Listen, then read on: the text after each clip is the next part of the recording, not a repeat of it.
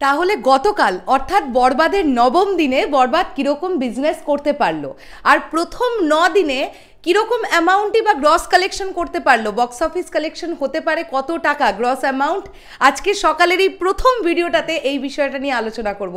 Hello আমার সাকিবিয়ান ভাইরা বোনেরা, চলে এলাম আজকের প্রথম ভিডিও নিয়ে। প্রথমেই বলি সকলকে ভেরি গুড মর্নিং, আশা করছি তোমরা সকলে খুব ভালো আছো। প্রথম 7 দিনের গ্রস কালেকশন প্রোডাকশন হাউসই আমাদেরকে জানিয়ে দিয়েছে, কিন্তু 7 দিনের পরেও কিন্তু কেটে গেছে আরও এক্সট্রা 2টো দিন, অর্থাৎ গতকাল ছিল বরবাদের 9তম দিন, আজকে বরবাদের 10তম দিন। তো এই 9 দিনে টোটাল কত অ্যামাউন্ট বক্স অফিস কালেকশন হতে পারে, গ্রস কালেকশন, সেটা নিয়ে আমরা কথা বলি।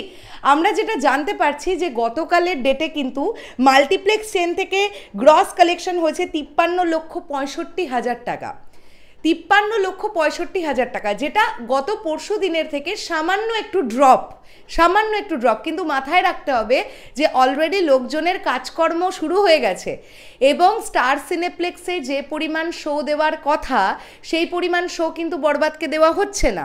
স্টার সিনেপ্লেক্সে যদি যে পরিমাণ শোটা বরবাদ ডিজার্ভ করে সেই পরিমাণ শোটা যদি দেওয়া হতো, তাহলে বক্স অফিস কালেকশন বা মাল্টিপ্লেক্স চেনের যে কালেকশনটা আমরা দেখতে পাচ্ছি সেটা আরও বেশ কিছুটা বেটার হতো বলে মনে করি। তো 53,65,000 টাকা একটা সিনেমার 9তম দিনে এসে শুধুমাত্র মাল্টিপ্লেক্স চেনে 9ম দিনের গ্রস কালেকশন, এটা একটা দুর্দান্ত ব্যাপার। এবং আমরা দেখতে পাচ্ছি যে স্টার সিনেপ্লেক্সে গতকালও মোটামুটি 25 থেকে 26টা শো হাউসফুল গেছে। আমি অবাক হয়ে যাই যে এতগুলো শো হাউসফুল যাবার পরেও কেন স্টার সিনেপ্লেক্স কর্তৃপক্ষ বরবাদের শো কমিয়ে 31-32টা করে দিল।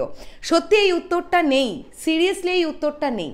তো গতকালের ডেটে যদি আমরা দেখি যে মাল্টিপ্লেক্সে গ্রস কালেকশন হয়েছে 53,65,000 টাকা, তাহলে গতকালে সিঙ্গেল স্ক্রিন এবং মাল্টিপ্লেক্স মিলিয়ে আমার ধারণা, আমি খুব কম করেই বলছি, 2 কোটি থেকে 2,10,00,000 টাকা অবধি গ্রস কালেকশন হতে পারে বরবাদের 9তম দিনে।